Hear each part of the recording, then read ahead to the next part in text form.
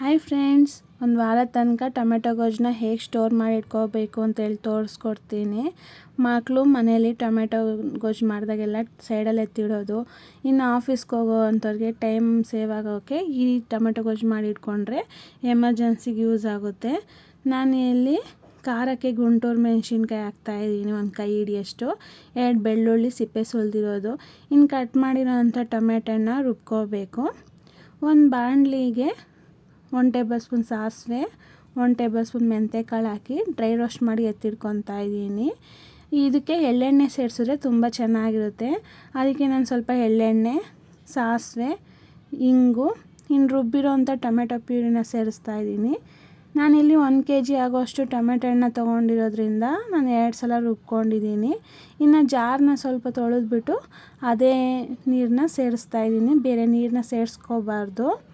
ಇನ್ನು ರುಚಿಗೆ ತಕ್ಕಷ್ಟು ಉಪ್ಪು, ಸ್ವಲ್ಪ ಅರಿಶಿನ ಪುಡಿ ಹಾಕ್ತಾಯಿದ್ದೀನಿ. ಇಲ್ಲಿ ನಿಮಗೆ ಒಣಮೆಣ್ಸಿನ್ಕಾಯಿ ಸಿಕ್ಕಿಲ್ಲ ಅಂದರೆ ಒಂದು 2 ಟೇಬಲ್ ಸ್ಪೂನ್ ಖಾರದ ಪುಡಿನ ಹಾಕಿ, ನಿಮ್ಮ ಖಾರಕ್ಕೆ ತಕ್ಕನಂಗಿರುತ್ತೆ. ಇನ್ನು ನೀರೆಲ್ಲ ಹಿಂಡ್ಕೊಳೋವರೆಗೂ ಈ ಥರ ಕಲಿಸ್ತಾನೇ ಇರಬೇಕು. ಇನ್ನು ನಾವು ಡ್ರೈ ರೋಸ್ಟ್ ಮಾಡಿ ಇಟ್ಕೊಂಡಿದ್ವಲ್ಲ ಸಾಸಿವೆನೂ ಮೆಂತ್ಯಕಾಳು, ಅದನ್ನು ಪೌಡ್ರ್ ಮಾಡಿ ಇದಕ್ಕೆ ಸೇರಿಸ್ಕೊತಾ ಇದ್ದೀನಿ. ಅದನ್ನು ಒಂದು 5ರಿಂದ 10 ನಿಮಿಷ ಬೇಯಕ್ಕೆ ಬಿಡಬೇಕು. ಇದೆಲ್ಲ ಒಂದು ಅರ್ಧ ಗಂಟೆ ಕೆಲಸ. ಸ್ವಲ್ಪ ನಿಂತ್ಕೊಂಡು ಮಾಡಿಬಿಟ್ರೆ ಒಂದು ವಾರ ಚೆನ್ನಾಗಿರುತ್ತೆ. ನನಗೆ ಸ್ವಲ್ಪ ಎಣ್ಣೆ ಸಾಕಾಗಿರಲಿಲ್ಲ, ಮಧ್ಯೆ ಸ್ವಲ್ಪ ಎಣ್ಣೆ ಬಿಟ್ಟು ಅದರಲ್ಲೂ ಲೋ ಫ್ಲೇಮಲ್ಲೇ ಕುಕ್ ಮಾಡೋಕ್ಕೆ ಬಿಡ್ತಾಯಿದ್ದೀನಿ. ಹೈ ಫ್ಲೇಮಲ್ಲಿಟ್ಟರೆ ಬೇಗ ತಳ ಹಿಡಿಯುತ್ತೆ. ಚೆನ್ನಾಗಿ ಕಲಿಸ್ತಾ ಇರಬೇಕು.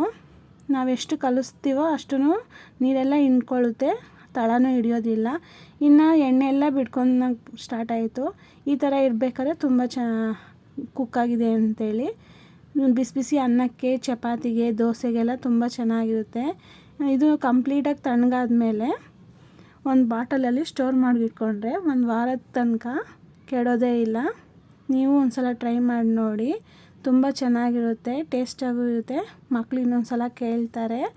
ಈ ವಿಡಿಯೋ ಇಷ್ಟ ಆದರೆ ಲೈಕ್ ಮಾಡಿ, ಶೇರ್ ಮಾಡಿ. ನೆಕ್ಸ್ಟ್ ವಿಡಿಯೋದಲ್ಲಿ ನೋಡೋಣ. Bye friends.